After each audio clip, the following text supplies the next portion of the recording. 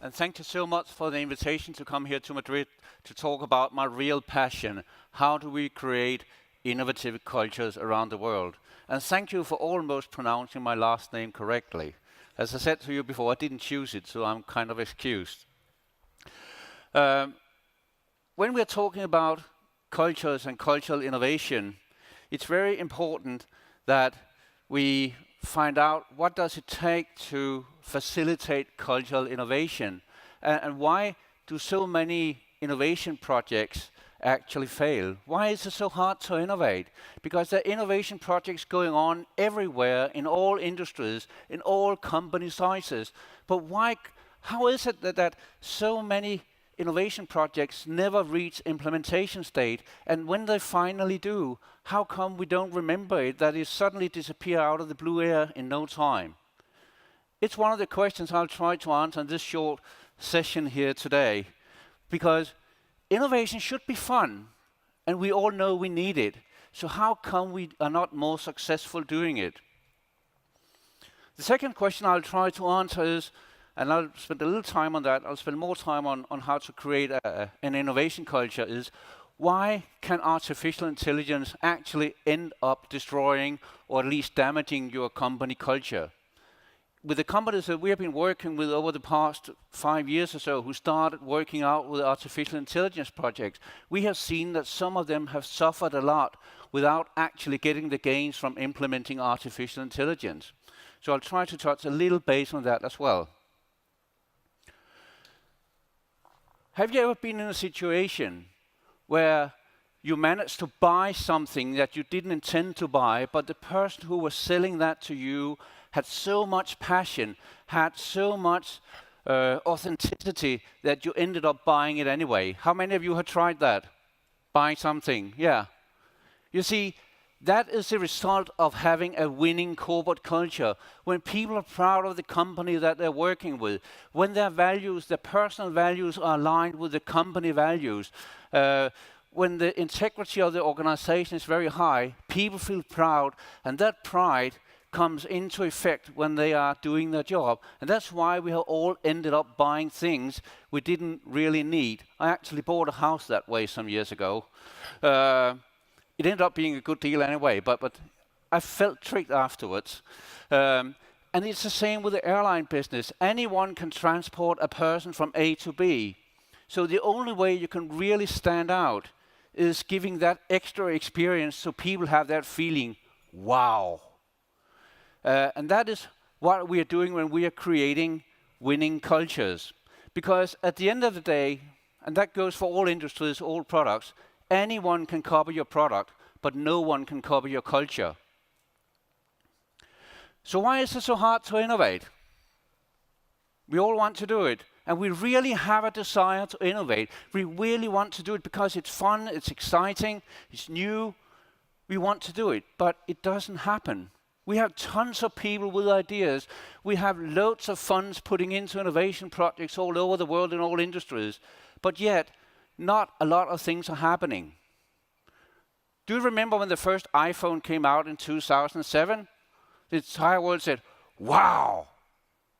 And now when they're announcing new iPhones, okay, it's a little bit faster. They have 10 cameras or whatever.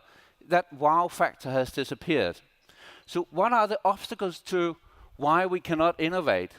Well, first of all, there are some psychological barriers that prevent us from becoming successful at innovation. Because innovation means that we are trying to do something new.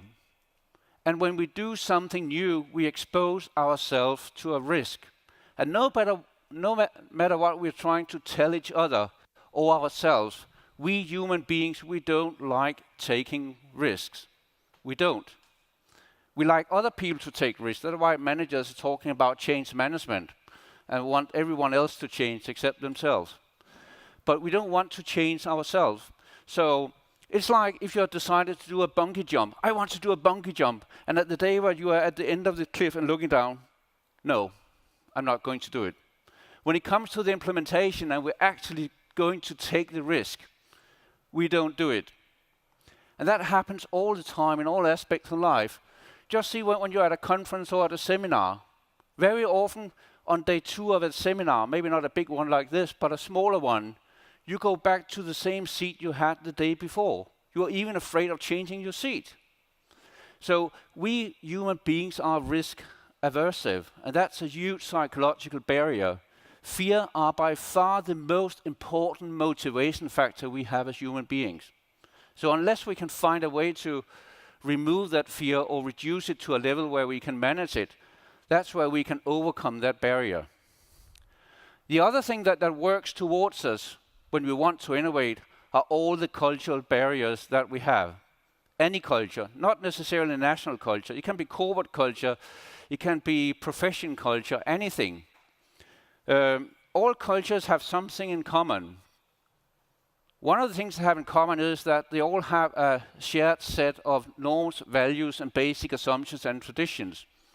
And whenever someone is trying to break out of the culture, break out of the group, and tries to do things in a different way, we are trying to pull them back and say, no, it's dangerous, come back here, come back here. I guess many of you have tried to do something new, and you have a whole choir of people telling you, oh, it's dangerous, it cannot be done, and that relates very well to the video you showed before. There's always thousands of reasons for why things can't be done. So it really needs a hard push to get over these two barriers. So, and we're coming back to that push in a second. About innovation, there are basically 10 types of innovation. And if you look at the innovation projects today, they usually take place in 1 or maximum 2 of these 10 types of innovation here. They're not combined across the board. We can divide these 10 types of innovation into 3 large groups: configuration, offering, and experience. And for innovation projects to become successful, if you're looking for the secret formula why innovation projects fail or succeed, it is for an innovation project to succeed, what you need is a component from each of the 3 groups. You need to innovate on the offering, you need to innovate on the configuration, and you need to innovate on the experience in one innovation project. That's the only way you can stand out from the competition and get the same wow factor we all experienced when Apple launched the first iPhone in 2007, because they innovated in all 3 areas. But there is a barrier to that. And I come back to that, because if you only innovate in one cluster, if you only innovate in IT, innovate in a financial solution, innovate on a product, the problem is that anyone can copy you in no time, so the advantage you get of your innovation is very, very short-lived. So you need to do it differently. And that's why you have to combine innovation across all the groups with both offering, configuration, and experience. So how do you create that culture? Because the big problem for having innovation that goes across the organization is cultural clashes. In my company, Guggen, we have worked with more than 600 companies since 2001 on creating cultures, resolving cultural conflicts. And I can tell you, the majority of the cultural conflicts we have seen around the world has never been between differences in national cultures. It has been strictly internal rivalry between the different functions in the company. Sales and marketing are fighting against product development. IT is fighting against everyone. And all the internal rivalry in the organization between the different subcultures in an organization actually prevents that you can make successful innovation. So what we have to do, we have to find a way to make that rivalry go away, or at least reduce it to a level where we can see above it and innovate across the organization. In order to do that, to create that innovation culture, you have to build cultural intelligence into your organization. Because the reason why we have these conflicts is because the cultural intelligence is very low. And what is cultural intelligence? Well, first of all, it is the ability to focus on the commonalities instead of the differences. So you focus on, we are in the same company, and that's more important that you are in product development and I am in sales. And you have to focus on how to reconcile opposing values, because when you include people from other parts of the organization in your innovation project, these people will have different perspectives than you have. They will have different priorities. And instead of starting a conflict, you have to find a way to reconcile these opposing views into a successful solution. You can compare it to eating with a knife and a fork. The knife and the fork are two very distinct tools, but we have the cultural intelligence to eat with a knife in one way, the fork in another way, together. And that cultural intelligence we have gives us the ability to eat a huge variety of food, much greater variety than if we had two knives, two forks, two spoons. That's the same thing with people, but we need to build up a process in our brain to do that. When we have elevated the level of cultural intelligence in the organization, there's more to it than what I just explained. We have to carry out a cultural due diligence where we find out what is the cultural DNA of your organization. Is your organization actually ready to take on innovation as a key driver? For instance, one of the things we look at when we assess a cultural DNA or describe a cultural DNA is how we solve problems. And there are basically 3 different ways you can solve problems. If you get a problem here and don't know what to solve, a lot of people do that, put it over here and it probably goes away. Or you can, give it to your boss, hey boss, I don't know what to do. Solve it for me or give it to someone else. Or the third option is that you have a problem and you look at it and say, hey guys, come and help me, we have a problem here, we need to solve it. And I can assure you, in a lot of companies, most companies actually, that switch is in the wrong position. So that's another thing we help changing when we are developing that ability. And then you need a sense of urgency. Why do you need a sense of urgency? Well, think about it. Throughout history, when have we been most innovative? We have been most innovative when we have been in deep crisis, during war times, during financial crises. We have become most innovative during that because there's been a sense of urgency. People who are in prison for life, they become very innovative about how to escape from prison. When you are in love, you become very innovative of how can you tell that other person that you love him or her, even if the fear of rejection is pretty substantial. So, and at last, you need to create motivation and reward systems that actually support your innovation initiative and your innovation culture. We have seen so many times that companies claim that they're innovative, but when you look at their motivation and reward systems, they are doing the exact opposite. You can't expect people to take risk and try out new things and share knowledge with their colleagues when you have a reward system that are rewarding people for possessing knowledge and not sharing information with anyone. So they need to be aligned.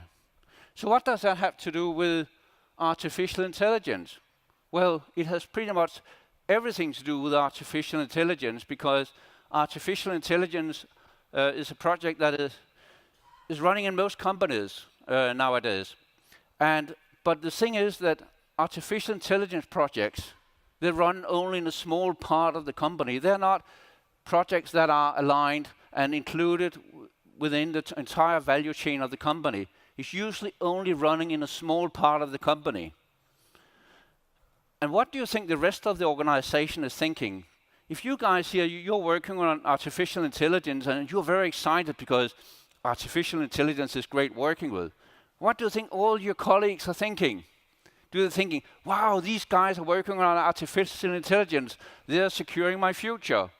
Or are you thinking, well, I wonder when I get fired and get unemployed, because we are hearing all the time that artificial intelligence will take over a lot of jobs in the future.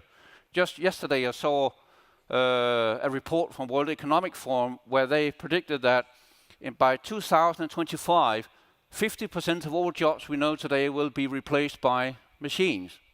So if you have a small group of people working with artificial intelligence in a small corner of the company, that can totally paralyze the rest of the organization. So when you are working with automation, working with artificial intelligence, working with all sorts of of technologies that can replace what we have today, make sure you include the entire information, because not only do you get your organization on board, you also get much better solutions. Thank you very much.